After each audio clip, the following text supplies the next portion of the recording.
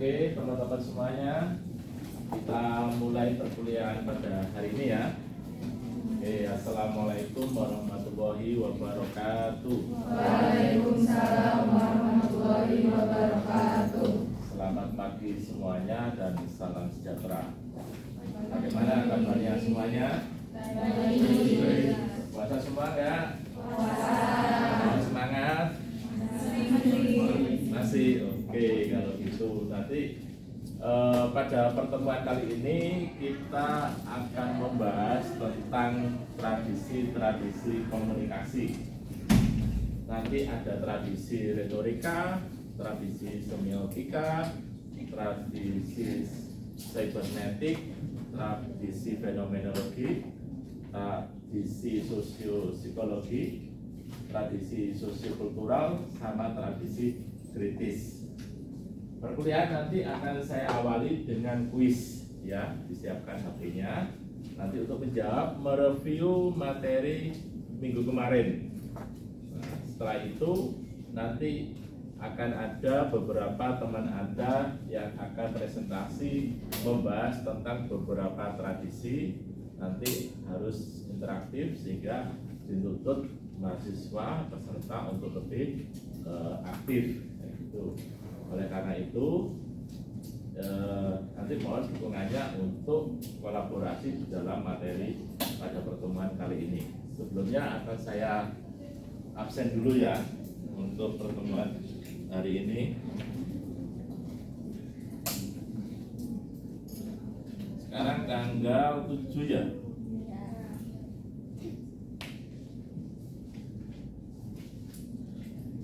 Afriza Dwi Islami, Agung Karisma, Aisyah Nala, Alia Gina, Amanda Aurelia,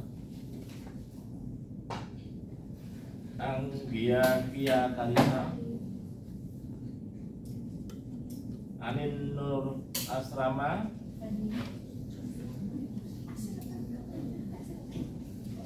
Arya Segara, Bintang Rahmadana, Kalanda Nazan, Chelsea Bilbisa, Davina Azara, Davina Azarin ya, Dika Aziz, ada Dwi Chandra. Dwi Chandra ini udah 3 kali nggak masuk ya? Oh, pindah ya. Zulfikar Putra, Virus Amanatul, Masihah, Fawaz Naufal, sakit. Raya Nur Ardianti, Yatira, Indira Putri, Jelita Melvin, Alisa Ula, Libi Anyelir, Maras Sakila, Muhammad Firly, ada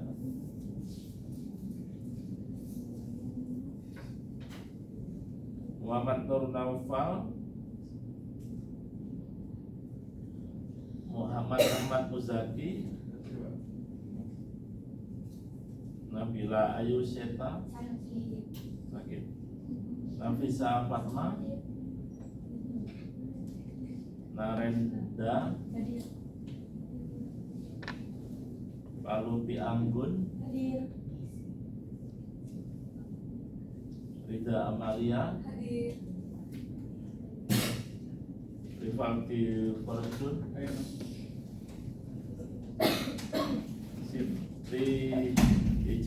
Firdaus, Yasmin, Zahra. Yang baru datang siapa? Muhammad Nova Rizky, Mas. Oke. Oke, teman-teman, siapa yang mau maju hari ini? Retorika tadi? Oke, silakan. Udah dikirim? Ini sih Mas, belum di absen. Oh, siapa? Aifah, paling bawah sendiri.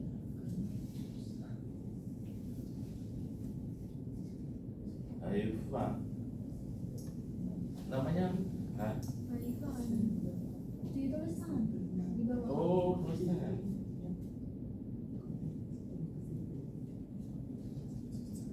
Sudah lapor Mas Gagas ya? Sudah. Oke. Yang maju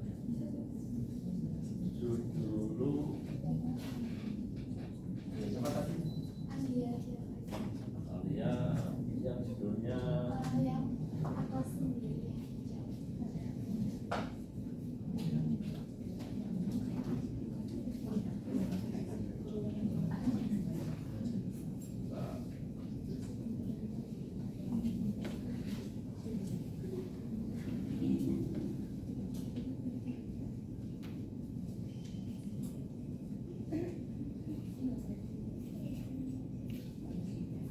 saya duduk dulu ya.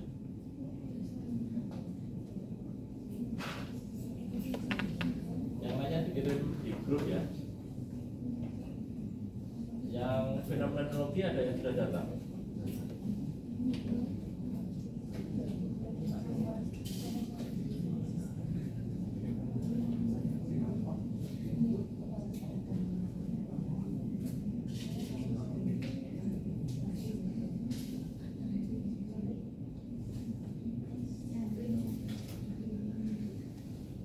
Yang green, Iya.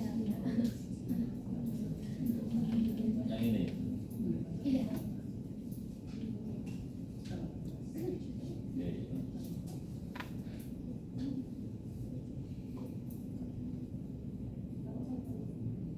Oke, silakan Anggia. Assalamualaikum warahmatullahi wabarakatuh. Waalaikumsalam warahmatullahi wabarakatuh. Perkenalkan, nama saya Anggia Karisa. Di sini saya akan menyampaikan materi mengenai tradisi retorika dalam teori komunikasi. Boleh pakai ini.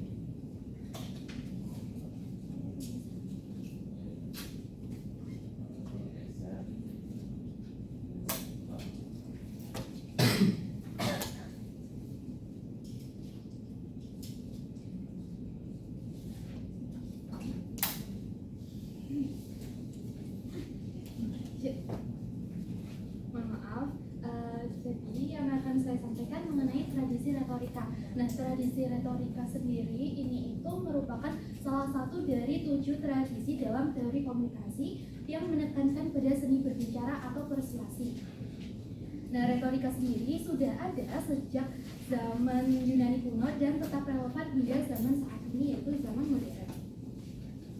Materi ini akan membahas sejarah retorika, konsep utamanya, peran dalam komunikasi modern, serta juga kritik yang sering diberikan terhadap retorika, Ini pemahaman yang kalau baik. sudah pakai PowerPoint, mungkin fokus ke PowerPoint. Nggak usah pakai catatan karena untuk melatih public speaking juga. Sebelumnya mohon maaf, saya masih belum terlalu paham, belum terlalu kapal sama materi yang Mas Nadi bawakan. Jadi izin sambil sedikit. Oke, boleh. Pemahaman yang baik tentang retorika dapat membantu seseorang dalam menyampaikan pesan ataupun gagasan secara efektif di berbagai bidang seperti politik, pendidikan, dan juga media. Nah, yang pertama itu adalah sejarah retorika dan tokoh penting. Nah, ini tuh gambar-gambar tokoh penting ya teman-teman. Ada Aristoteles, Socrates, Plato, Cicero, sama Quintilian. Terus kalau retorika ini kan ada dalam sejarahnya, retorika ini tuh dikembangkan oleh beberapa para filsuf Yunani seperti Aristoteles, Socrates, dan juga Plato. Dan Aristoteles ini tuh dia memperkenalkan konsep persuasi yang terdiri dari 3 elemen utama, yaitu ada yang namanya si ethos, pathos, dan juga logos. Nah, kalau ethos berkaitan dengan kredibilitas si pembicara. Terus kalau pathos yaitu berhubungan dengan emosi dalam ditanamkannya dalam komunikasi. Jadi setiap berbicara atau setiap berkomunikasi pasti ada keterikatan sama si emosional dari diri sendiri. Nah, yang terakhir itu adalah logos, itu mengacu pada penggunaan logika dan bukti dalam argumentasi. Jadi kalau kita menyampaikan argumentasi atau pendapat itu mesti disertai dengan fakta atau bukti yang relevan. Nah, sedangkan kalau dari Socrates dan Plato, dia itu memberikan kritik terhadap retorika karena mereka berpendapat bahwa retorika itu dapat digunakan untuk manipulasi atau bahkan untuk manipulasi ya. Namun mereka tetap mengakui bahwa retorika ini itu memiliki peran penting dalam debat intelektual. Nah, sedangkan si Cicero dan Quintilian ini itu dia juga memberikan kontribusi besar terhadap perkembangan retorika dengan menekankan pentingnya moralitas dan etika dalam berbicara di depan publik. Makanya seseorang kalau berbicara di depan publik, mereka itu punya etika-etika yang harus dipatuhi atau diterapkan dalam saat berbicara di depan publik. Nah, selanjutnya itu adalah si konsep retorika ya teman-teman ya. Nah, kalau untuk konsep utama dalam retorika ini itu bertujuan untuk meyakinkan audiens melalui berbagai teknik persuasi. Salah satu konsep utamanya adalah si ethos, pathos, dan juga logos. Dan sebagai strategi komunikasi, si ethos itu mengacu pada kredibilitas dan karakter pembicara yang dapat meningkatkan kepercayaan audiens. Semakin kredibilitas si pembicara semakin bagus, maka si audiens juga semakin percaya sama apa yang diomongkan. Terus kalau si pathos, yaitu melibatkan emosi dalam penyampaian pesan untuk membangun keterikatan dengan audiens. Dengan adanya emosi, dia itu akan membantu keterikatan antara si audiens dengan si komunikatornya.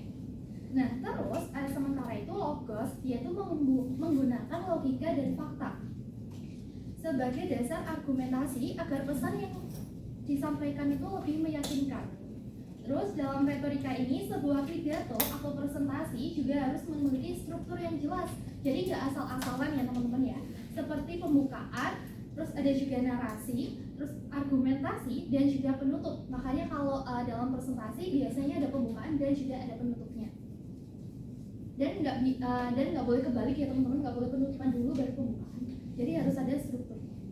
Selain itu, dalam retorika juga digunakan berbagai teknik bahasa seperti metafora, analogi, dan juga repetisi untuk membuat pesan lebih mudah dan diingat, dan serta pesan yang disampaikan oleh si komunikatornya itu lebih berkesan bagi audiens. Nah, selanjutnya itu ada peran retorika dalam komunikasi modern. Dan ternyata retorika ini tuh masih berperan hingga zaman saat ini ya. Nah, retorika masih berperan yang masih memiliki peran yang sangat besar dalam komunikasi modern, dalam dunia politik. Terus retorika ini tuh sering digunakan dalam pidato dan juga debat politik untuk membentuk opini publik. Makanya kalau ada pencalonan kayak ada pemilihan pemilu itu mesti ada diadakan si debat ini ya. Nah, kalau debat ini tuh berfungsi untuk menggiring opini publik. Jadi si publik itu bisa mengerti atau bisa beropini mengenai apa yang disampaikan oleh si para calon itu.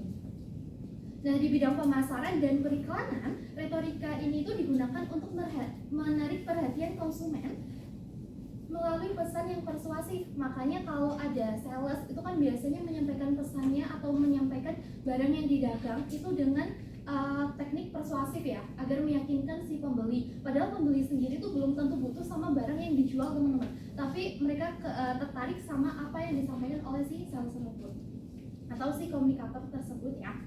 Terus dalam media sosial, retorika juga berperan dalam membentuk opini publik serta menciptakan tren yang berkembang di masyarakat. Nah, selain itu, dalam dunia pendidikan dan public speaking, pemahaman tentang retorika ini tuh merupakan teknik yang dapat membantu para pendidik atau profesional dalam menyampaikan ide dan gagasan yang lebih efektif kepada audiens. Ya, jadi dengan adanya retorika ini, para pendidik atau tenaga pendidik ya, atau dosen, guru dan lain sebagainya, dalam menyampaikan ide atau materi itu lebih jelas dan lebih bisa dipahami oleh si audiens. Selanjutnya ada kritik terhadap retorika. Nah, meskipun banyak manfaatnya dari retorika ini sendiri, retorika juga sering dikritik teman-teman karena dapat digunakan untuk manipulasi atau propaganda. Dalam dunia politik dan pemasaran, retorika sering dimanfaatkan untuk menyebarkan informasi yang menyesatkan demi kepentingan tertentu. Menyesatkannya itu bukan yang jelek ya teman-teman ya, mungkin menyesatkannya itu dalam artian dia menguntungkan bagi seorang komunikatornya. Nah, oleh karena itu, penting bagi seorang komunikator untuk memahami aspek etika dalam retorika, serta memastikan bahwa penggunaan teknik retoris dilakukan dengan cara yang bertanggung jawab dan tidak merugikan orang lain. Makanya ada etika-etika dalam berbicara. Nah, yang terakhir, ini adalah kesimpulan. Secara keseluruhan, tradisi retorika itu tetap menjadi bagian yang penting dalam komunikasi. Dengan memahami prinsip-prinsip retorika, seseorang dapat meningkatkan keterampilan berbicara dan kepenulisannya agar lebih efektif. Namun, penggunaan retorika harus selalu memperhatikan aspek etika agar tidak digunakan untuk tujuan manipulatif ataupun menyesatkan. Sebuah komunikasi yang baik bukan hanya sekedar berbicara, namun tetapi juga dengan bagaimana pesan tersebut dapat mempengaruhi dan membentuk pemahaman si audiens dengan cara yang positif. Mungkin itu dulu dari aku mengenai apa yang tentang si tradisi retorika. Terakhir, ada pertanyaan dari teman-teman?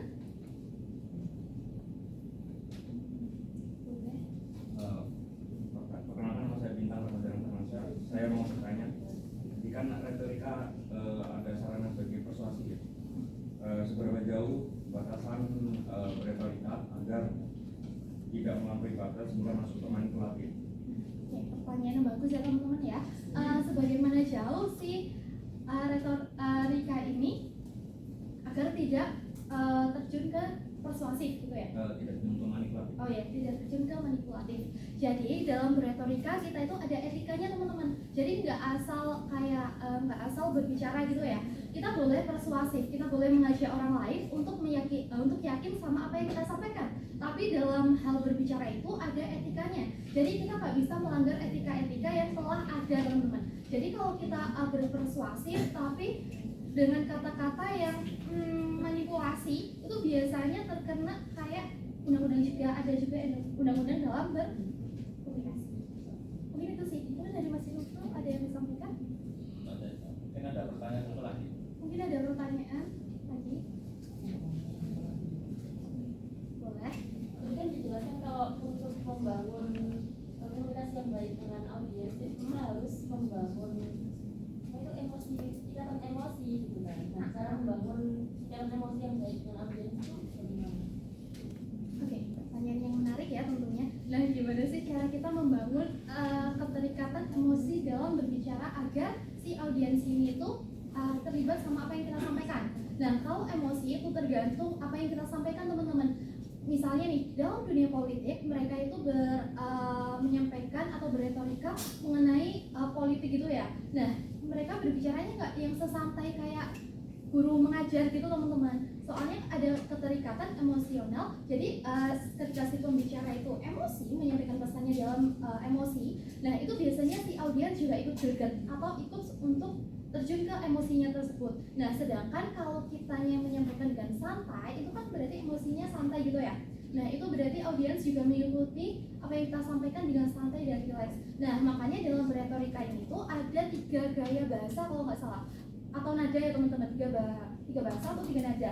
Nah, yang pertama itu ada dengan nada tinggi, terus ada yang dengan nada sedang atau nggak tinggi nggak rendah gitu loh. Terus ada juga nada yang rendah. Jadi kayak ada 3 nada tersebut tergantung kita menyampaikannya kepada siapa. Nah, misalnya kita menyampaikan atau berretorika kepada anak TK, nggak mungkin dong kita berbicaranya dengan nada yang tinggi, soalnya nanti mereka itu takut sama apa yang kita sampaikan dan mereka nggak ngerti sama apa yang kita sampaikan. Nah, makanya kalau lebih kecil itu biasanya cenderung pakai nada bicara yang lebih rendah. Nah, sedangkan kalau dalam dunia yang agak serius gitu ya, itu kan biasanya pakai nada yang tinggi. Nah, itu juga tergantung sama si ini ya, apa yang disampaikan, audiensnya juga, dan kalau membangun emosional itu tergantung kitanya juga ya. Soalnya aku juga masih belum yang begitu paham banget ya teman-teman ya. Jadi mohon maaf apabila ada kurangnya gitu ya dalam menyampaikannya. Nah, mungkin itu dari kita. Terima kasih juga buat teman-teman yang udah bertanya. Sampai jumpa di lain kesempatan. Wassalamualaikum warahmatullahi wabarakatuh. Oke, terima kasih. Saya kira itu bagus ya. Cuma mungkin karena kurang sering presentasi sehingga kayak kereta api yang nggak ada jedanya, jadi ngomong terus gitu. Bisa sambil sesekali itu ditanya temennya atau kayak gitu sehingga lebih interaktif ya. Tetapi overall saya kira bagus kayak gitu. Oke, sebelum saya nanti menambah tentang jawaban dari pertanyaan tadi, sebenarnya kalau kita memahami retorika itu kan bisa dikatakan inti daripada ilmu komunikasi, ya kan? Karena secara sederhana komunikasi itu adalah proses penyampaian pesan dari komunikator kepada komunikan. Tujuannya apa sih? Masih ingat tujuan komunikasi? Apa? Menyampaikan informasi. Menyampaikan aja.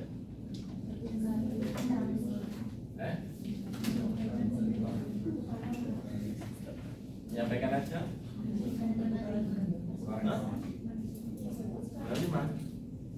Apa? Pertukaran aja. Terus kalau sudah bertukar sudah selesai. Atau gimana?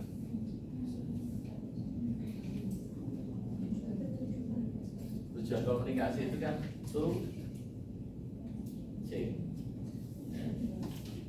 merubah. Apa yang dirubah? Apa? Kognitif, afektif, behavioral, termasuk perubahan sosial.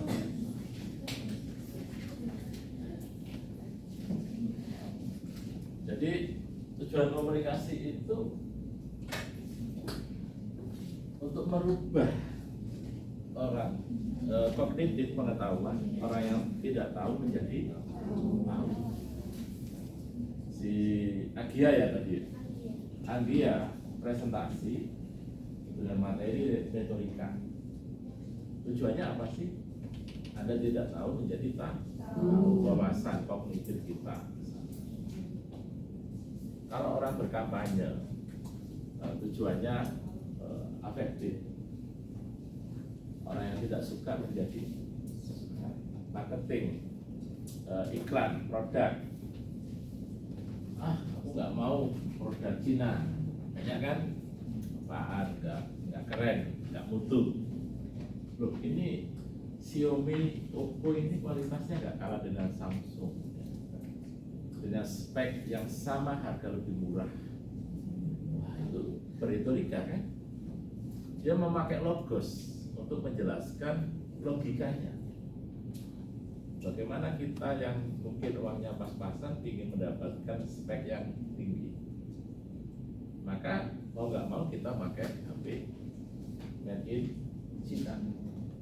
Mau pakai iPhone, berapa iPhone sekarang? Ya enggak? Nah itu kan tujuannya apa? Merubah sikap yang tidak mau menjadi mau. Dan akhirnya apa? Merubah behavioral. Yang tidak membeli akhirnya membeli ke sana. Apapun, Anda bisa menggunakan retorika kepada orang tua, kepada teman, tidak punya uang, ya dipinjemi gimana kayak gitu. Menyampaikan komunikasi, ada tujuan. Nah, tradisi retorika itu sudah dimulai sejak para filsuf-filsuf Yunani. kurang lebih ya 500 tahun sebelum Masehi, mulai zamannya Socrates, Plato, Aristoteles. Tadi yang paling dikenal tokoh di dalam retorika adalah Aristoteles. Zaman Yunani, kalau ada tahu kadang nonton film Troya, ya enggak, Gladiator, Hercules, pernah nonton? Itu adalah tokoh-tokoh di dalam mitos Yunani ke sana. Ketika ada belum media, belum ada tulis menulis, orang menggunakan kekuatan daripada persuasi, berretorika. Maka di situ banyak seorang filsuf-filsuf ke sana. Para sofis-sofis, orang yang dianggap bijaksana, yang seringkali digunakan untuk berdebat, untuk mempengaruhi orang lain. Apa pentingnya retorika? Ya sangat penting sekali. Orang membuat pabrik, membuat produk, kalau nggak ada yang beli gimana? Supaya bisa dibeli, marketing harus pandai berretorika, mempersuasi orang yang nggak beli menjadi beli.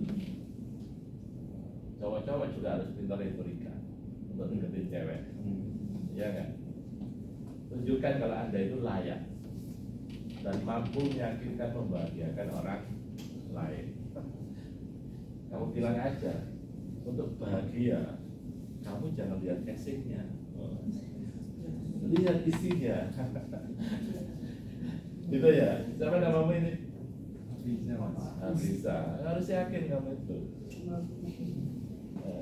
Jadi salah satu bentuk retorika apa? Menonjolkan kelebihan dan menutupi kelemahan.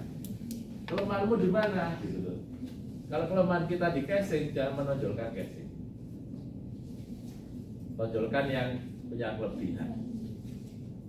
Kalau menonjolkan casing nggak ada habisnya. Skincare berapa juta, itu juga percuma. Mungkin menonjolkan inner beauty, kecantikan dalam, yaitu baik hati, kesetiaan, tanggung jawab. Wah, itu sesuatu yang bisa didapatkan, bisa dilatih dan diolah. Tadi pertanyaan apa? Ya. Oke, berkaitan manipulasi. Batasannya seringkali tipis ya. Ketika orang berretorika menyampaikan pesan yang sebenarnya atau yang tidak sebenarnya. Contohnya, kamu pernah deketin cewek? Pernah. Ketika kamu mendeketin, terus kamu pura-pura baik gak? Menonjolkan kelebihanmu gak? Ketika itu kamu lakukan, kamu merasa memanipulasi gak? Lumayan. Sebetulnya nggak salah, tetapi memang batasnya kecil. Kalau nanti Anda itu belajar media tentang analisis framing, maka itu kelihatan. Manipulasi itu kadang tidak hanya sesuatu yang kita buat-buat. Contohnya, sesuatu yang buat-buat itu kamu bilang, aku itu kalau tiap bulan kirim papaku itu 10 juta, padahal cuma dikirim 2 juta. Itu manipulasi banget. Tetapi manipulasi yang halus itu menonjolkan kelebihan dan menutupi kekurangan. Nah, manipulasinya di mana? Ya sesuatu yang kadang nggak disampaikan apa adanya. Kan nggak mungkin toh kita deketin jujur. Ya, aku itu jomblo udah 2 tahun, kayak gitu. Sekarang aku mau deketin kamu, ya nggak mungkin seperti itu. Sama dengan para politisi. Politisi itu kan ngomongkan sesuatu yang kadang apa? Nggak real ya. Mari kita perjuangkan rakyat, kita berantas koruptor sampai ke Antartika, ya nggak? Ya. Tetapi kabinetnya penuh pada orang-orang yang bermasalah. Berarti apa? Berkaitan dengan etos yang tadi disebut oleh Arya, tidak mempunyai kredibilitas. Percaya nggak? Susah. Sama dengan orang kadang motivator itu kadang nggak dipercaya karena apa? Ya karena motivator memotivasi tapi keluarganya berantakan, nggak kaya, itu kan susah. Gitu loh. Orang ngajari ekonomi tapi dia sendiri nggak kaya. Tapi kalau orang yang kaya ngajari ekonomi percaya, gitu. Kan seperti itu. Ngajari agama tapi ustadznya jarang ibadah, kan nggak percaya. Contohnya nanti ada Pak Irul nggak masuk, nanti yang ngajar cleaning service, pasti Anda itu langsung underestimate. Dia bisa apa kayak gitu. Nah, kredibilitas itu perlu dibangun. Jadi gitu ya. Terus yang tadi pertanyaannya, yang belakang tadi, tanya apa? Bagaimana cara membangun ikatan emosional antara bicara dan audiens? Nah itu kan ikatan emosional. Kayak politisi itu kan sering mengaitkan dirinya dengan audiens, ya enggak? Kayak Prabowo kayak raya jenderal. Ketika kampanye nggak pernah makan di warung, makan di kaki lima kayak gitu. Saya ikut merasakan penderitaan rakyat. Kapan menderita dia? Ya enggak, uangnya triliunan kayak gitu. Tetapi itu sebagai strategi retorika untuk apa? Meningkatkan emosi. Nah, tadi siapa namanya? Abrizal, karena nggak dapat cewek, ada cewek lagi patah hati dia deketin. Untuk membangun emosional. Kenapa? Ya gitulah. Cowok memang nggak bisa dipercaya.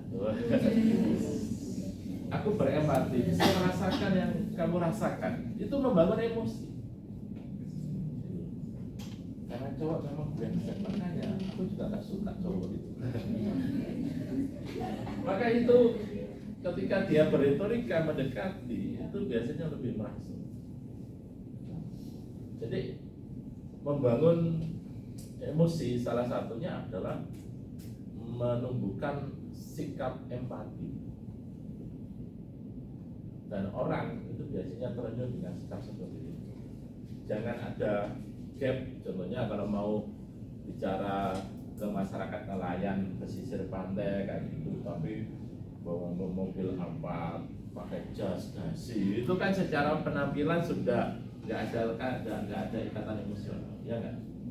Tapi bawa mobil pickup itu ya, pakai baju yang biasa sudah. Contohnya apa? Jokowi itu kan pakai baju putih, dilukis, wajahnya ya besok kayak gitu. Itu membangun emosional itu. Iya kan? Buktinya bisa jadi presiden. Jadi membangun emosional ke sana. Seperti saya itu biasanya pakai celana jeans, pakai kaosan, tapi kalau ngajar saya harus membangun emosional biar kelihatan keren gitu aja sih. Pakai batik, pakai ini, apalagi di syuting video kayak gitu. Jadi kadang itu harus saya tunjukkan kalau wah dosen ini beneran kayak gitu. Itu salah satunya. Oke, ada pertanyaan berkaitan dengan retorika ini menjadi penting. Makanya kalau orang komunikasi, kalau bicaranya itu harus dilatih. Nggak cukup pengetahuan ya, tapi practice, best practice. Biasanya kata pepatah apa? Practice makes perfect. Kayak gitu. Kita sempurna itu bukan karena given, tetapi karena dilatih. Jadi kalau kamu ditolak cewek 10 kali harus dilatih terus. Mungkin 15 kali. Apapun ya, termasuk karir. Contohnya saya jadi dosen itu ya, saya ditolak itu berapa perguruan tinggi itu lama banyak. Saya dulu ngajar di sini 2005, terus ngajar di kampus Unitri, pernah ditolak di UMM, di Unisma pernah ditolak. Saya sudah ngajar di Brawijaya, tapi ditolak Brawijaya 3 kali. Di Trunojoyo pernah ditolak, terus di Trunojoyo Madura, terus di STAI Kediri pernah ditolak, terus di UM ini masuk. Saya masuk di sini itu baru ketika usia saya 45 tahun setelah berkali-kali ditolak. Sama di sana. Yang penting kan bukan berapa kali ditolak ya kan. Ya. Di akhir itu kita berhasil apa? Ada jangan bangga nanti, saya nggak pernah ditolak cewek. Bener, iya bener. Berarti kamu pacaran berapa kali? Nggak pernah. Loh, kok nggak pernah nembak. Jadi bangga nggak pernah ditolak karena ya dia nggak pernah memperjuangkan keinginannya. Gitu ya. Oke, saya kira itu. Selanjutnya tradisi apa tadi? Semiotika, silakan.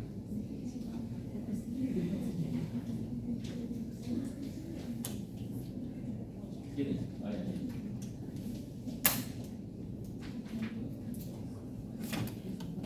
ini buka dulu.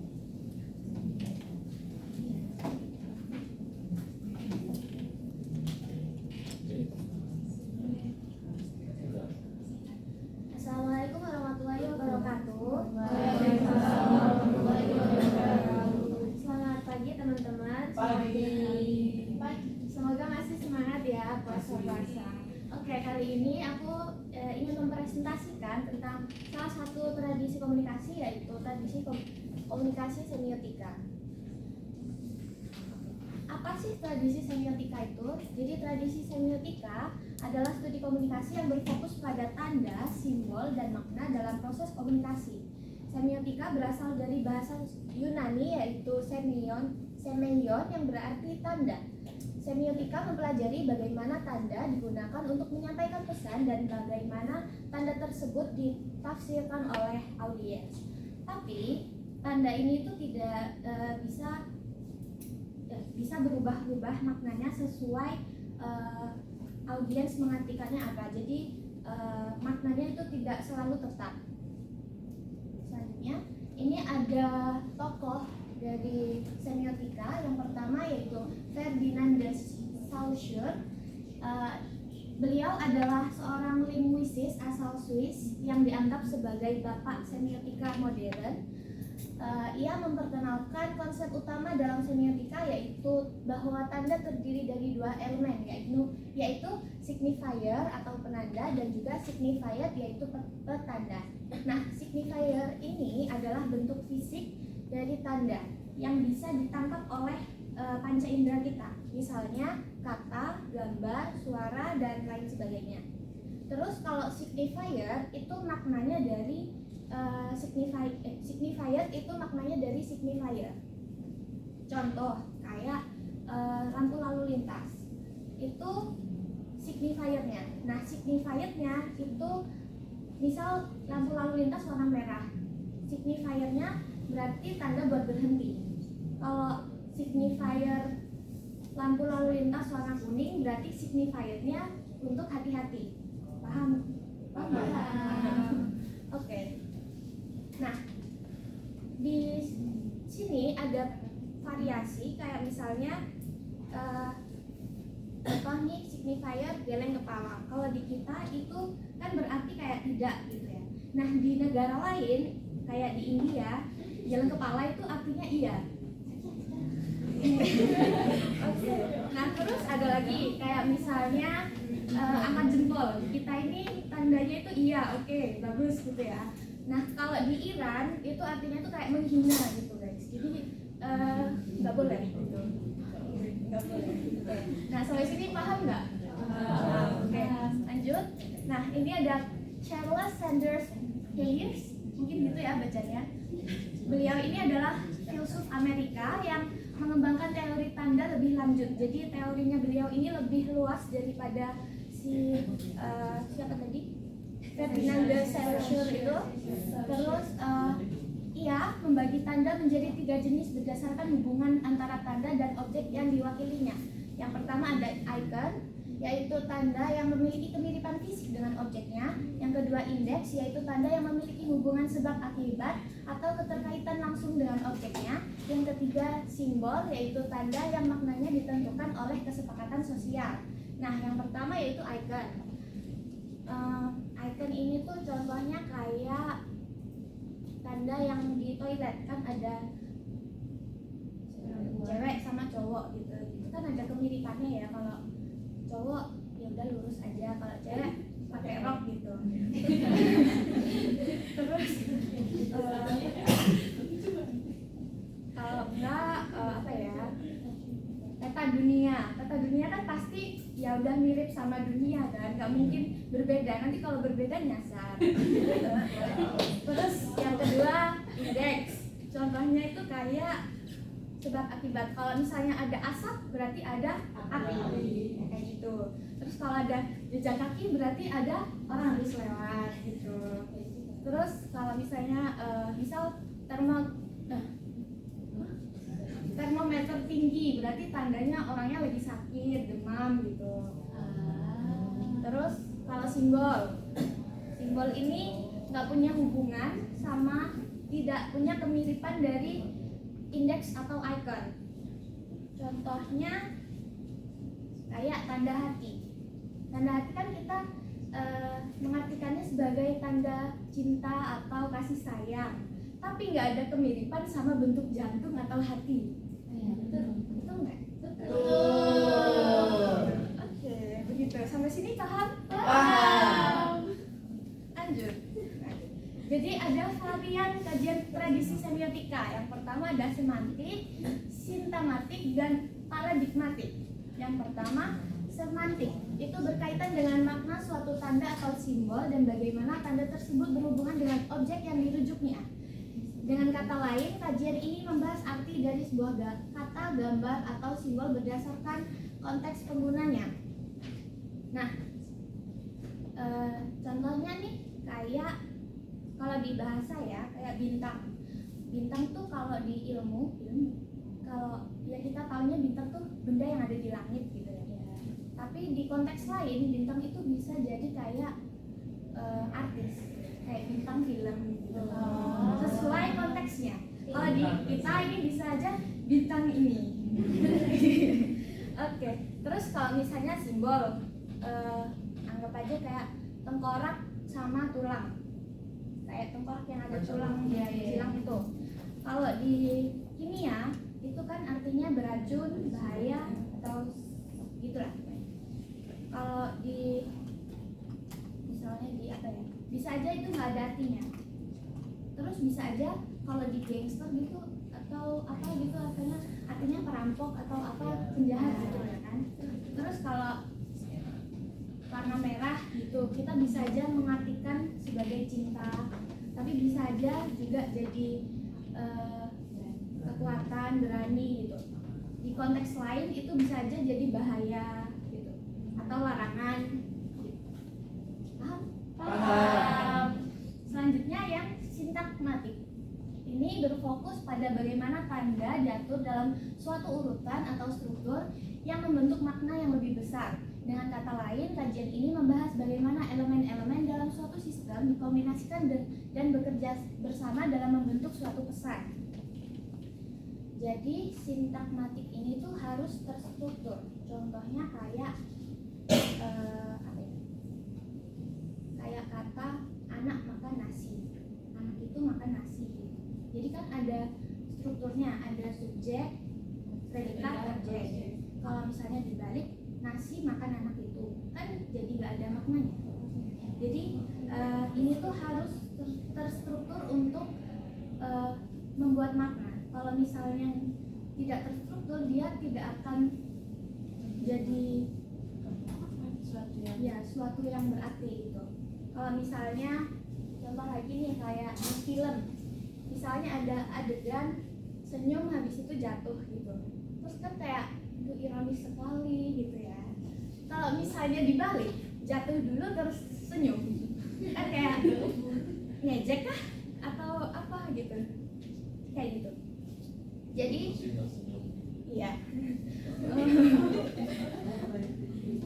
Jadi tanda itu tidak bergantung dengan tanda itu sendiri, tetapi juga bagaimana tanda itu disusun untuk membuat suatu makna. Kemudian paradigmatik. Nah, paradigmatik ini membahas bagaimana tanda tertentu bisa digantikan oleh tanda lain dalam sistem yang sama dan bagaimana perubahan ini mempengaruhi makna.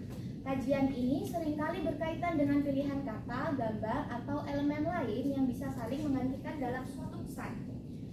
Contohnya virus minum teh gitu ya.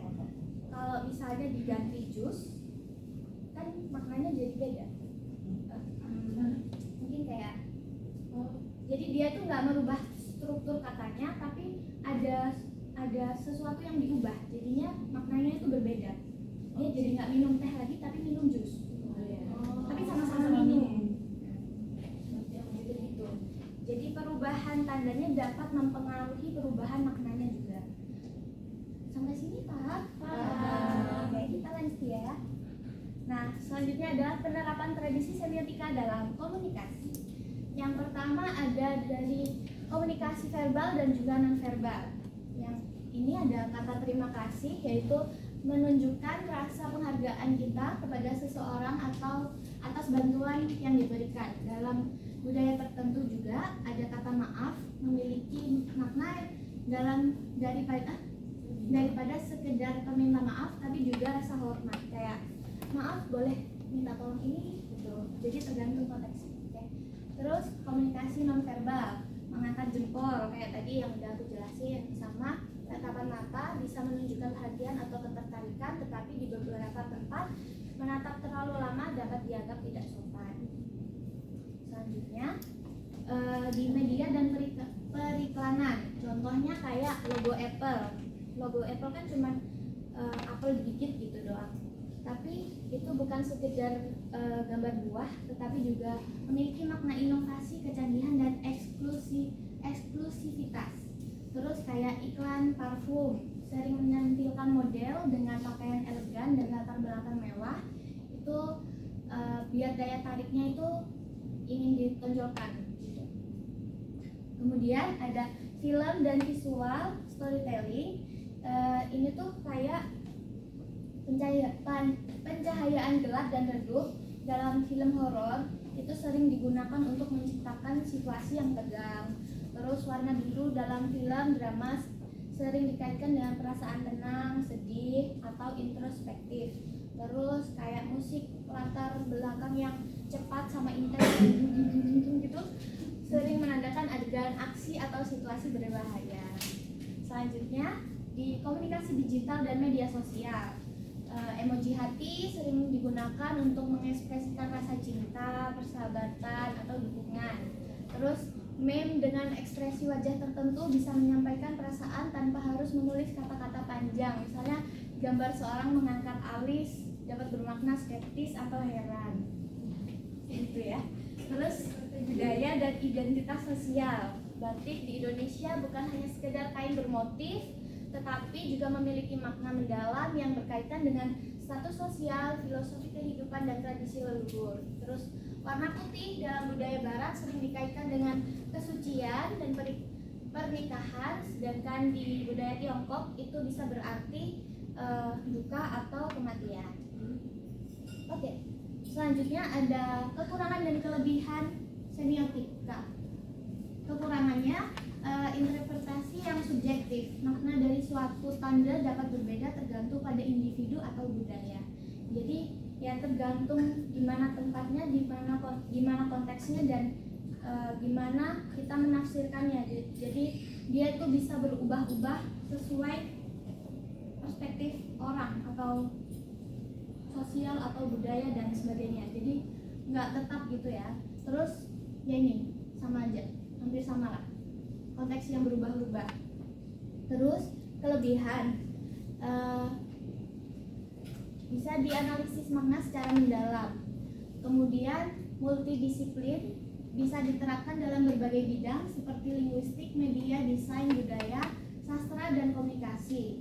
Terus menjelaskan struktur dan pola komunikasi, yaitu membantu memahami bagaimana makna dibangun melalui hubungan antara tanda dan konteksnya.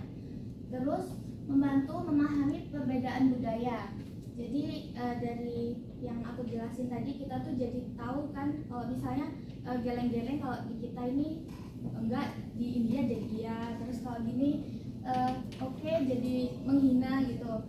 Terus fleksibel dan adaptif, ini bisa diterapkan dalam media digital, komunikasi visual, dan bahkan teknologi modern.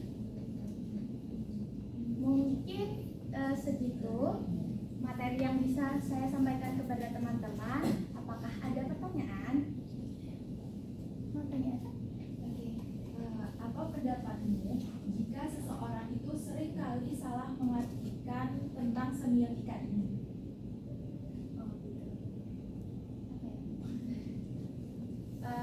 Karena balik lagi ke perspektif masing-masing orang ya, mungkin kalau misalnya dianya salah paham atau miskom gitu, kita bisa berusaha mengkomunikasikannya lebih lanjut, jadi menjelaskannya lebih rinci gitu, maksud kita gimana biar nggak terjadi miskom atau kesalahpahaman gitu.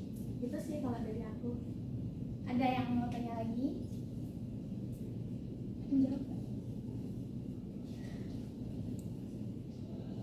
Ya. Dari Amerika ini apa Pak bisa dikatakan sensitif? Soalnya kan di beberapa daerah pengertiannya berbeda juga.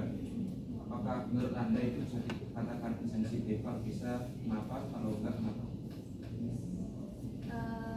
Ya bisa sih sensitif, karena ya itu tadi tergantung dari dimana kita berada dan gimana budaya di tempat tersebut gitu. Nah kalau misalnya kayak yang di Iran tadi kayak gini tuh menghina ya. Mungkin kalau misalnya kita mau ke sana, kita bisa belajar dulu budayanya di sana itu gimana. Apa larangan-larangan yang ada di sana. Jadi kita sebelum ke sana itu bisa research terlebih dahulu, atau kalau enggak apa ya? Ya mungkin ya beradaptasi gitu sih. Bisa atau kamu jawab? Adakah pertanyaan lagi? Mungkin segitu saja presentasi aku hari ini. Mohon maaf bila ada kurang dan lebihnya. Mungkin nanti bisa ditambahi oleh Mas Irul. Terima kasih untuk teman-teman yang sudah memperhatikan dan sudah bertanya. Wassalamualaikum warahmatullahi wabarakatuh.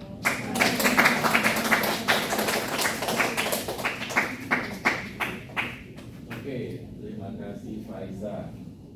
Jadi tadi sudah dijelaskan tentang semiotika. Mungkin sebelum saya tambahi, saya menjawab tadi pertanyaannya ya. Apa kalau salah memahami tanda? Paling nggak pertama ya akan merugikan diri sendiri, ya kan? Contohnya kalau mau ke toilet, dia tidak bisa memahami mana yang untuk ladies sama gentle kayak gitu. Maka ya dia bisa malu kan masuk ke ladies, ternyata ada cewek-cewek teriak, akhirnya dia diteriakin. Malu nggak? Malu, merugikan diri sendiri. Atau mungkin kalau anak muda itu salah menafsirkan, kira dia suka, ternyata menganggap teman aja kayak gitu. Nah itu kan jadi salting dan malu. Ada yang pernah seperti itu? Saya pernah. Jadi dulu ketika kuliah itu dekat sama seseorang. Ketika saya malam minggu datang, kok nggak ada yang datengin? Nah, berarti dia free ya, seperti itu ya ke kosannya. Itu kan tanda juga. Tanda itu kan juga konteks ya. Konteks situasi itu adalah tanda. Ketika malam minggu kita boleh berkunjung ke teman cewek kita, maka dia nggak keluar, nggak mau mingguan. Itu juga tanda. Terus tanda lagi, saya ajak keluar mau, ajak makan di kafe seperti itu, berapa kali mau, ya saya pilih aja. Sampai suatu saat saya tembak, temenan aja. Ya berarti kan rugi, artinya ya saya sudah berharap banyak, mempunyai effort, usaha, traktir juga ya, ternyata temenan aja. Itu saya salah memahami tanda. Sejak saat itu saya menerapkan strategi yang berbeda. yang akhirnya sekarang jadi istri saya. Itu karena pengalaman dari situ. Oke, terus yang Selanjutnya pertanyaan tadi tentang apa? Maka hati sini sensitif atau enggak? Oh iya, semiotika ini kan nggak bisa kita hindari ya. Komunikasi itu selalu berkaitan dengan nanda. Kenapa? Tadi sudah disebutkan bahwasanya bahasa itu ada dua, bahasa verbal sama non verbal. Saya mau tanya, dalam kehidupan kita sehari-hari lebih banyak mana, bahasa verbal atau non verbal? Verbal apa non verbal?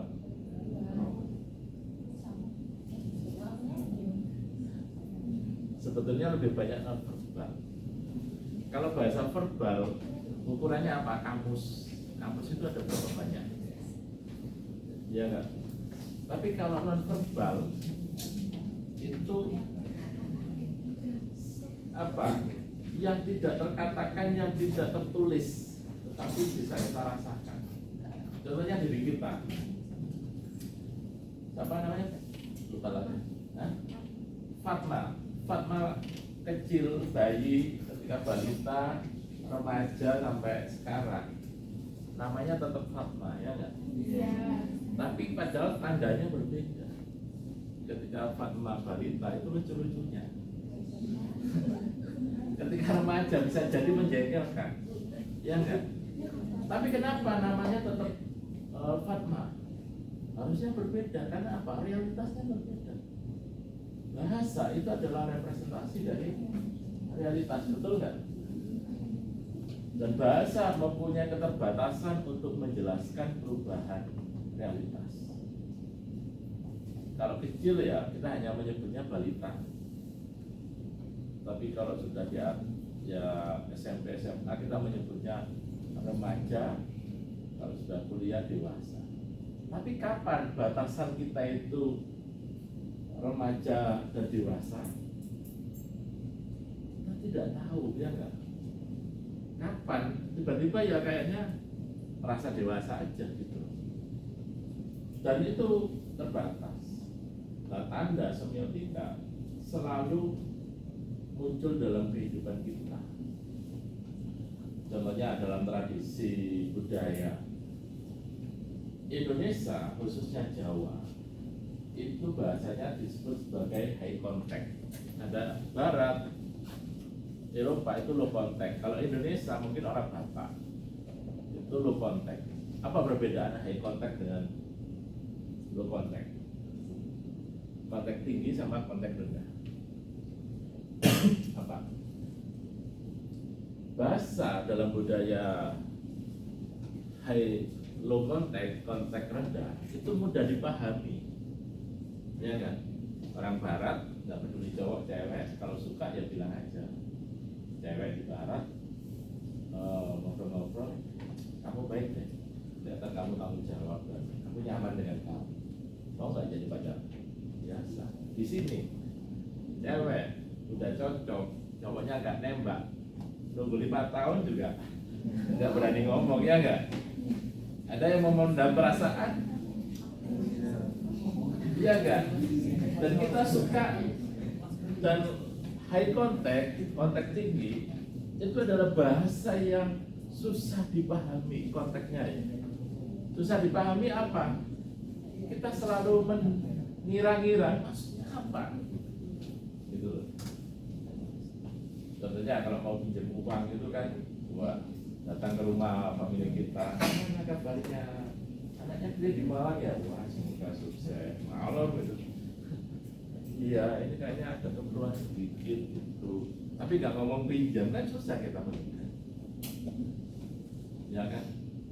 Udah deket, udah temenan, maunya apa? Dibawa kemana hubungan ini? Ya kan? Nggak bisa dipastikan. Nggak tahu maunya apa. Ada pepatah yang mengatakan dalamnya lautan bisa diselami, ya kan? Dalamnya hati wanita siapa yang tahu? Contohnya, saya menikah sudah 15 tahun lebih, tidur sama istri saya. Sampai sekarang kadang saya nggak tahu maksudnya apa. Kadang nggak mengerti maunya apa. Bayangkan, sama dengan orang tua Anda kadang nggak ada kalanya nggak mengerti keinginan kemauan anaknya seperti apa. Ya nggak? Nah itu tadi. Jadi high contact, low contact. Orang komunikasi harus pandai mampu membaca tanda-tanda, sehingga harus banyak bergaul, banyak membaca wawasan agar apa? Tidak menimbulkan misunderstanding atau miskomunikasi. Karena itu tadi, pesan tidak hanya sesuatu yang tersurat, lebih penting lagi tersirat. Ya enggak? Nah, kadang suami istri gitu. Istrinya kalau orang Jawa kadang kalau mau minta apa-apa, minta diperhatikan, kadang nggak mau ngomong. Tahu-tahu ada piring terbang gitu. Lama nggak diajak ke mall kayak gitu. Mungkin orang tuanya ada gitu. Tahu-tahu suaminya datang, kayak capek-capek, piringnya tiba-tiba jatuh sendiri, komplain. Itu kalau suami nggak paham, bahaya itu. Tapi kalau paham, tiba-tiba, mah kita makan di luar ya. Diajak ke mall, kayaknya bajunya bagus deh, coba dipilih. Langsung senyum wis. Sebulan penuh nggak ada piring jatuh itu, nggak ada. Iya kan? Perlu memahami kayak gitu. Karena apa? Bahasa non verbal. Ya susahnya kalau nanti itu kadang berkaitan dengan etnis gitu ya.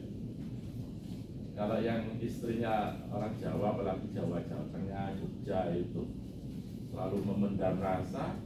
Kalau yang Jawanya itu orang Batak, luar biasa, yang tersurat, yang nampak, susah memahami. Kebahagiaan kayak gitu nggak bisa dikatakan I love you, I love you, I love you, I love you. Toh nggak pernah diajak ke mall, nggak pernah skincare, nggak pernah perawatan, sama aja mukamu masam terus seperti itu. Karena apa? Tanda itu. Maka tanda itu menjadi penting. Contohnya juga dalam pekerjaan.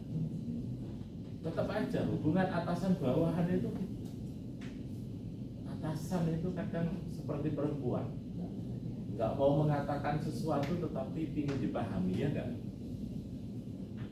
Kan nggak pengen minta apa, kan enggak, tapi ingin dipahami. Tahu-tahu kita mau makan apa, oh tahu. Atasan kadang gitu kalau bekerja. Jadi nggak ngomong, ya bawaan kalau orang barat nggak ngomong ya sudah, ya enggak. Kalau atasan ketemu nggak munduk-munduk ini kadang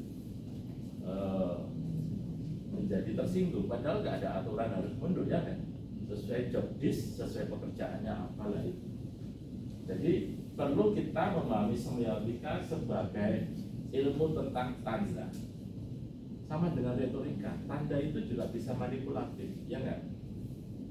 Contohnya ya cowok biasa aja tapi ingin membuat impresi kesan ke ceweknya, wah datang bawa mobil Pajero padahal rental, ya enggak. Itu tanda dia datang itu bawa mobil itu. Tanda apa? Dia ingin dianggap sebagai orang kaya. Karena enggak kaya, ya pakai dasi biar kelihatan eksekutif muda kayak gitu. Nah, tetapi itu kan memanipulasi semuanya. Anda harus hati-hati, jangan lihat casingnya juga. Makanya seorang sales itu kan selalu pakai dasi, pakai rapi, ya enggak? Jadi kalau ada yang rapi datang ke Anda, jangan-jangan dia itu sales. Nah, itu harus kita itu pandai, jangan terlalu fokus pada packaging tetapi lupa pada substansi. Makanya tadi cowok-cowok yang casingnya biasa-biasa seperti saya harus mengedepankan substansi. Apa substansi itu? Kualitas diri kita, pendidikannya, etikanya, skillnya, itu yang lebih penting. Karena semakin tua casing itu semakin rusak, substansi itu semakin kuat. Ya. Jadi itu. Ada pertanyaan? Kalau enggak, yang terakhir tadi Fatma apa? Oke, silakan sosio atau yang fenomenologi sudah ada? Saya mas. Sudah dikirim? Oh belum, saya kirim. Oke, sekarang kita ngomong fenomenologi ya.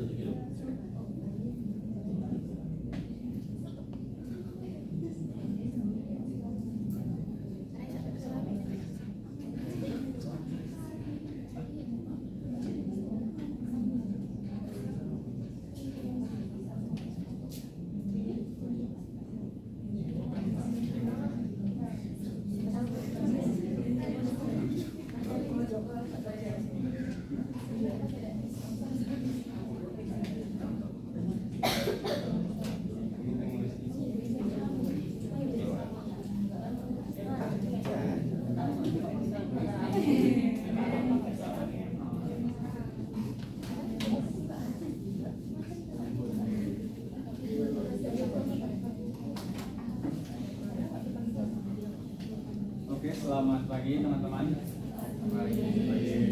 Jadi saya di sini dapat kesempatan buat menjelaskan tentang tradisi fenomenologi. Mungkin teman-teman sudah dengar dari tentang tradisi yang sebelumnya dari teman-teman yang lain. Dan mungkin penjelasan saya tidak serinci yang lain.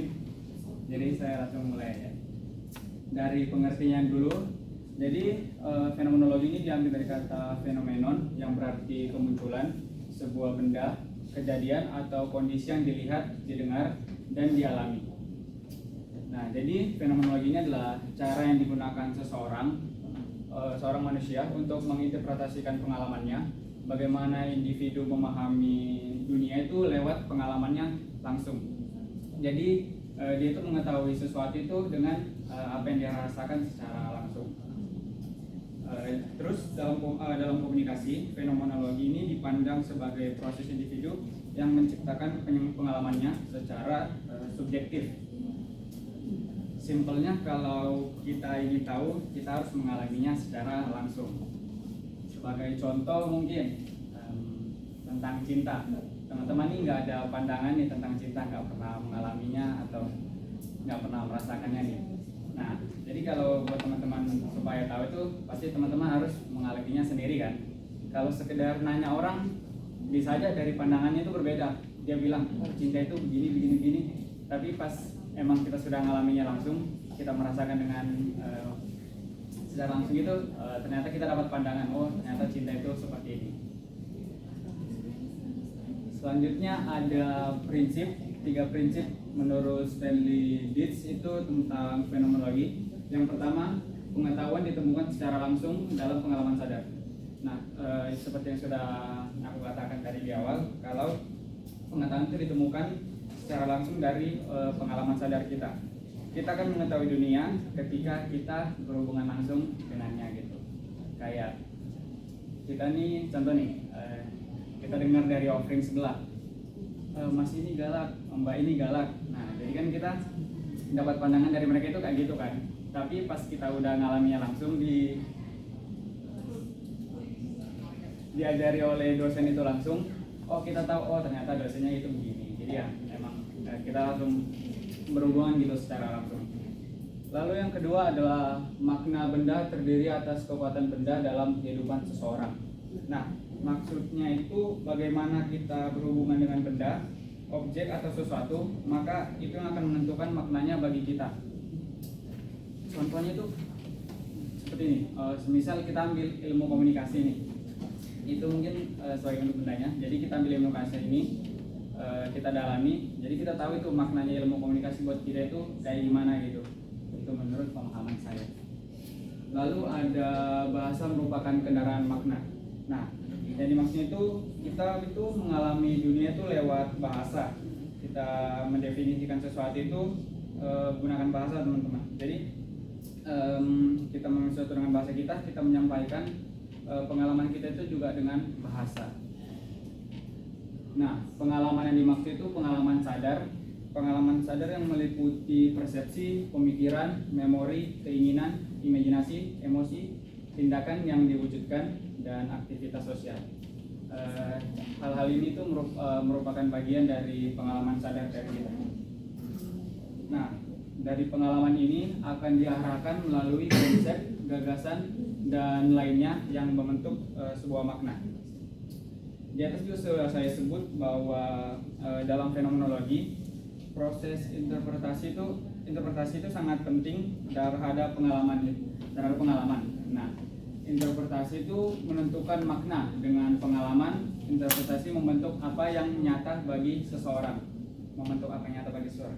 Maksudnya itu bagi seseorang, semakin kita mendalami suatu kejadian, kita itu akan semakin paham makna dari kejadian itu. Jadi memang fokusnya di situ ya. Jadi dalam fenomenologi itu ada 3 cabang: fenomenologi klasik, fenomenologi persepsi, dan fenomenologi hermeneutik. Yang pertama, fenomenologi klasik, perhatian sadar untuk mengalami sesuatu dengan sebenar-benarnya. Dunia ini objektif. Dunia ini dapat dialami tanpa harus membawa kategori pribadi agar terfokus pada proses pengalaman. Itu pengertian dari fenomenologi klasik ini. Terus fenomenologi persepsi ini berbeda dengan fenomenologi klasik yang objektif. Kalau persepsi ini dia itu subjektif. Nah, jadi pengalaman itu subjektif, kita memberi makna dengan mengalaminya secara langsung. Terus fenomenologi hermeneutik ini tuh mirip-mirip sama persepsi. Jadi pengalaman alami terjadi ketika kita tuh tinggal di dunia ini. Komunikasi merupakan kendaraan yang menentukan makna, teman-teman.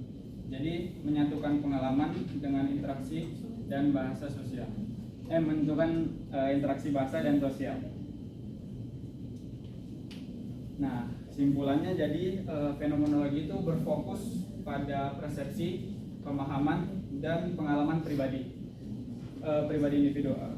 Terus fenomenologi itu berusaha menggali esensi dari pengalaman manusia melalui kesadaran kita dengan tujuan untuk memahami bagaimana dunia itu tampak dari pandangan seseorang. Oh ya, hambatan komunikasi menurut fenomenologi.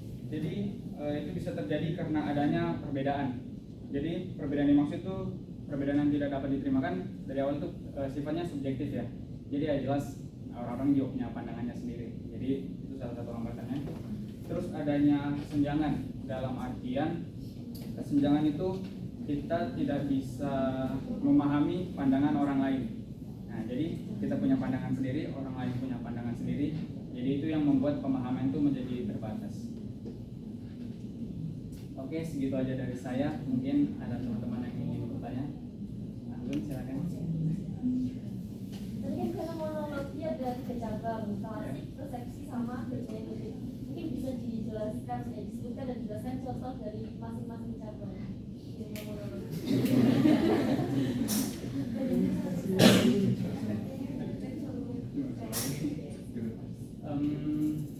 Tadi 3 ya, klasik, persepsi, sama sejujurnya untuk 3 prinsip ya, 3 cabang ya, 3 cabang ini jujur aku memang kurang paham sih secara mendalam. Jadi yang aku tangkap aja itu kalau yang pertama secara objektif itu mungkin apa adanya itu, jadi nggak perlu pakai pengalaman pribadi, jadi emang udah kayak gitu apa adanya kayak gitu. Terus kalau persepsi ya tadi emang sesuatu itu perlu dirasakan secara langsung. Mungkin kalau yang objektif itu kayak sesuatu yang mutlak kali ya. Jadi objektif, oh udah kayak gini tuh, jadi nggak perlu ada pandangan lain, emang sudah kayak gitu. Terus kalau persepsi juga sama, jadi beda, kita itu harus mengalaminya secara langsung kayak gitu. Kalau yang terakhir tuh hermeneutik tuh aku kurang paham jelas sih, mungkin bakal nanti ada tambahan oleh Mas Hiro. Ada lagi teman-teman?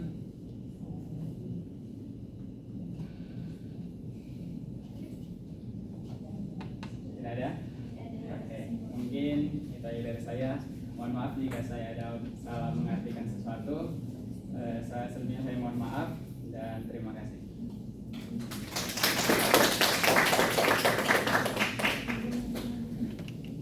Oke, terima kasih tentang fenomenologi.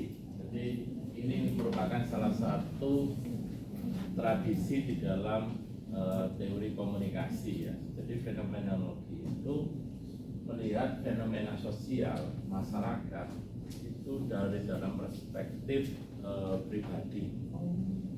Jadi kadang gini contohnya,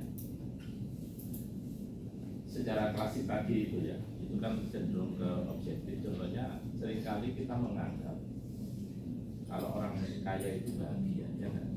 Enaknya itu bawa mobil pagi itu pasti bahagia, itu wajar ya. Atau melihat temennya keren ya, pacarnya ganteng banget, ya kan? Atau mungkin wah itu ceweknya cantik banget, nah asik ya punya suami ganteng, suami apa, istri cantik. Umumnya gitu, betul nggak? Betul. Pernah dengar istilah di dalam budaya Jawa, sawak sinawak? Apa artinya? Yang dari Jawa siapa? Oke, kamu dari mana? Jawa mana maksudnya? Daerah mana? Hah? Oh Malang. Apa? Sawak sinawak. Kayak apa yang kita lihat itu nggak selalu kayak yang mereka gimana ya? Oke tadi, kamu Jawa? Jawa mas. Mana? Jawa Timur juga. Dari mana? Malang. Oh, Tapi Malang. pindah ke Batu. Oke, gimana sawak sinawak? Nggak tahu. Yang dari Kulonan, Trenggalek, Tulungagung siapa? Jawa Tengah ada? Anjung. Yang dari Jawa Tengah ada? Anjung. Nggak ada yang dari Jawa Tengah? Yang dari Kulonan, Jawa Timur Kulon siapa? Anjung. Mana? Tulungagung apa? Ngerti nggak?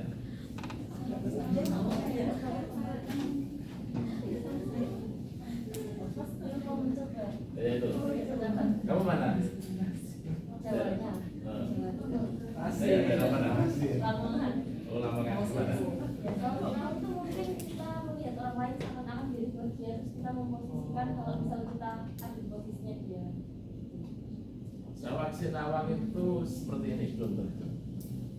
Jadi sawak sinawang itu, ya sawak yang melihat. Artinya ketika tadi kita menganggap orang yang suaminya nggak ada kayak gitu, wah senang bahagia, belum tentu maksudnya. Jadi orang melihatnya sawang sinawang ya didelok-delokan aja, tapi belum tentu gitu loh maksudnya. Ya enggak?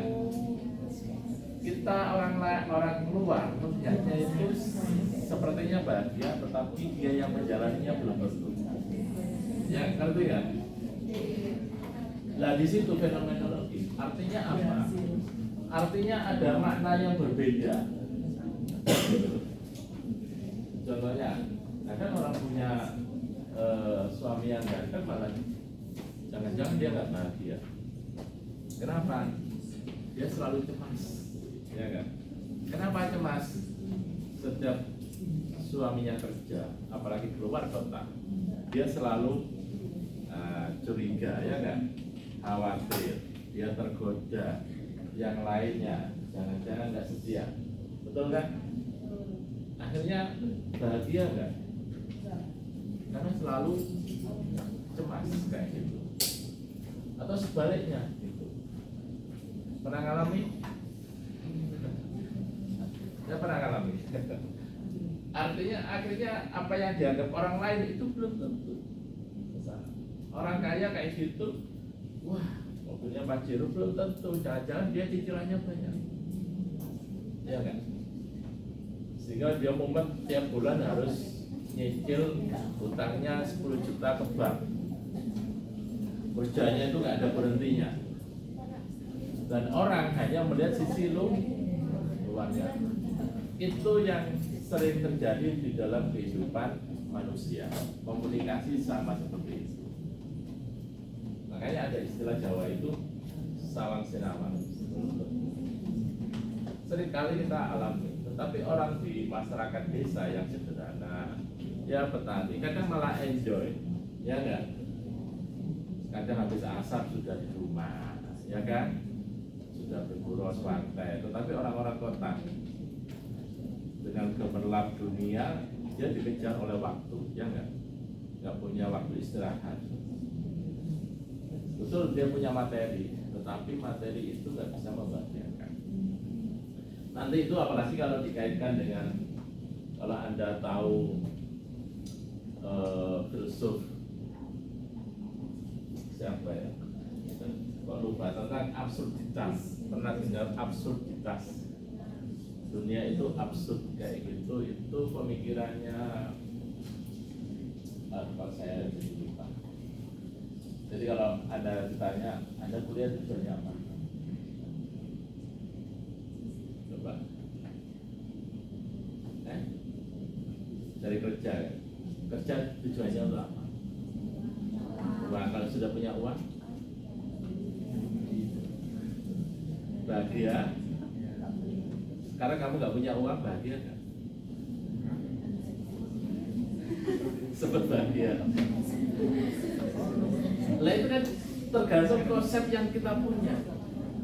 Untuk bahagia lah, kamu waktu kecil nggak punya uang, kamu malah ketawa-ketawa. Semakin tua, ternyata kita semakin jarang ketawa.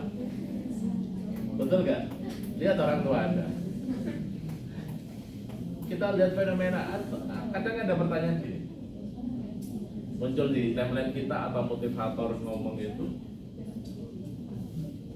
muda rajin belajar, betul kan?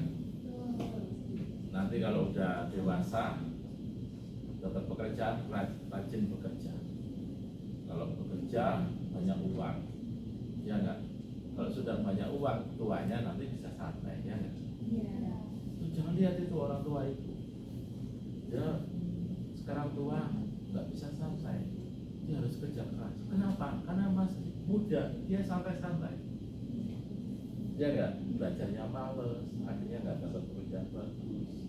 Karena udah nggak dapat pekerjaan bagus, nggak punya uang banyak, sehingga nggak punya simpanan. Ketika tua dia masih bekerja, betul nggak? Tapi apa jawaban anak muda itu? Kalau punya uang dan kita baru bisa santai ketika sudah tua, ngapain? Sekarang saya sudah santai, ya nggak? Kan ditanya, buat apa belajar keras? Ya buat nanti kamu dapat pekerjaan. Kalau sudah kerja dapat uang. Kalau sudah dapat uang, ketika tua santai. Untuk santai, ngapain kita nunggu tua? Betul kan? Dari muda kita santai aja, kalau sudah hidup kita santai. Itu juga logika yang masuk akal. Itu dianggap absurd tujuan kita. Jadi kayak sirkular, berputar. Kita selalu dituntut, hidup kok selalu dituntut sih, ya enggak? Kecil dituntut untuk belajar keras, dewasa dituntut bekerja keras. Ketika sudah punya uang, pensiun, nggak punya energi, ya enggak? Nggak punya tenaga, ya kan? Mau makan ini nggak boleh kolesterol, mau makan ini nggak boleh asam urat. Ketika waktu muda nggak boleh foya-foya. Kadang hidup seperti itu. Nah ini berkaitan dengan fenomenologi, itu masing-masing orang berbeda pengalamannya. Kadang orang kita lihat kadang banyak kan bule yang cewek ganteng tapi punya pacar atau punya suami yang hitam, ya kan?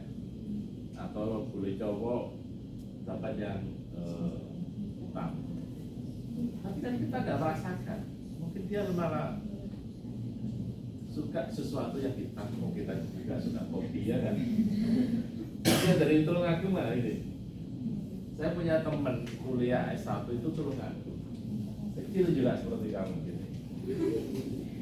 tapi dia punya suami orang Amerika, Batak gede besar sampai sekarang, tinggal di Amerika, anaknya 2, namanya Heidi. Oh gini, wah gila anak ini, anak telurnya Agung, ngomongnya ya kayak gitu Jawa. Sekarang dia tinggal di Amerika dan hidupnya enak, santai. Saya lihat di Facebooknya itu akhir pekan dia kemah sama suaminya, anak-anaknya seperti itu. Bayangkan kecil anaknya, suaminya itu tinggi besar paling 180, 80 gitu. Boleh kan gitu. Kan kita nggak tahu apa yang dirasakan bule ini sehingga memilih kayak gitu. Lah itu sawasi. Oke, saya kira itu kita tadi saya mau awali kuis ya, karena saya tadi lupa. Sekarang kita kuis.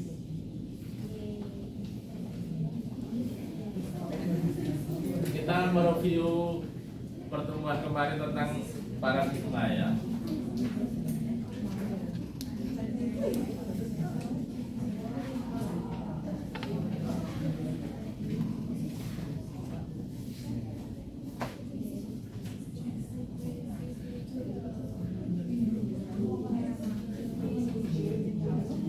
Siapkan HP-nya ya.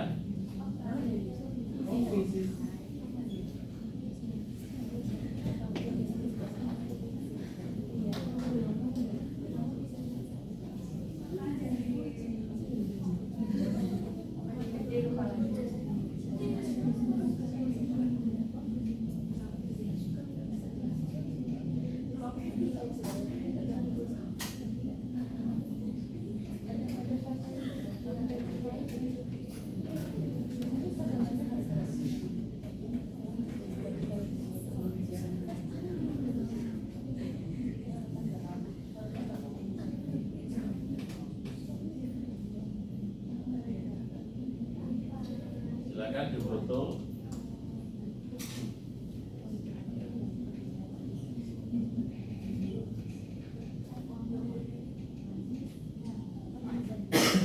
Langsung join ya. Harus nama asli kan Mas? Ya nama panggilan nggak apa-apa.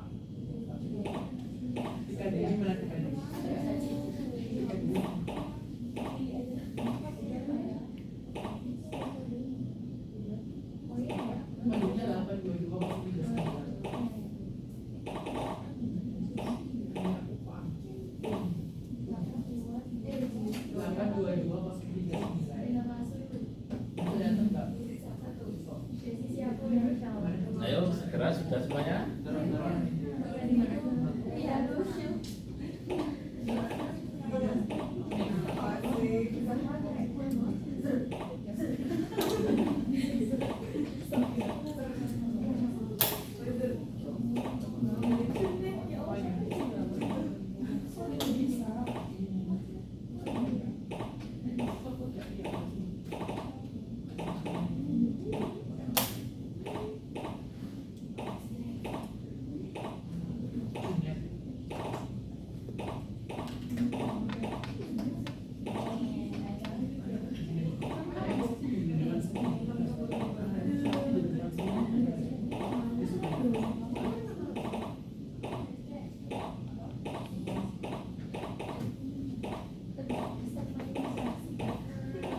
Sudah?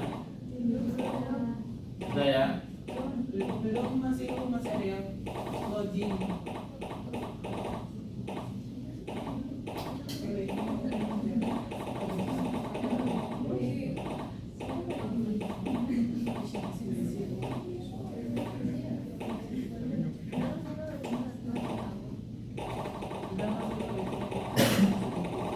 Sudah ya? Ini tentang paradigma, silakan dijawab. Kita mulai. 82 pas 39.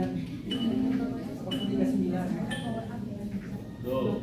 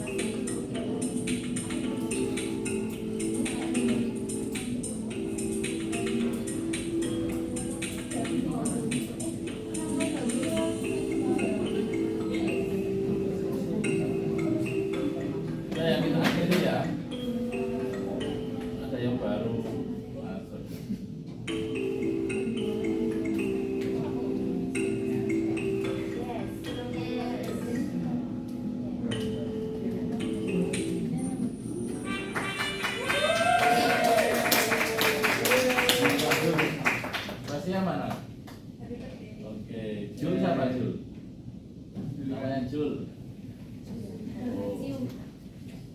Terus siapa tadi satunya? Naren mana? Harus gitu banget. Oke, saya kira itu untuk mereview yang 100% 107 Naren 90. Paling enggak 65 yang menjawab benar. Saya kira itu pertemuan kita pada pagi hari ini. Untuk minggu depan kita melanjutkan tradisi yang lainnya. Saya kira itu ya. Terima kasih. Dari saya sekian. Wassalamualaikum warahmatullahi wabarakatuh. Waalaikumsalam warahmatullahi wabarakatuh.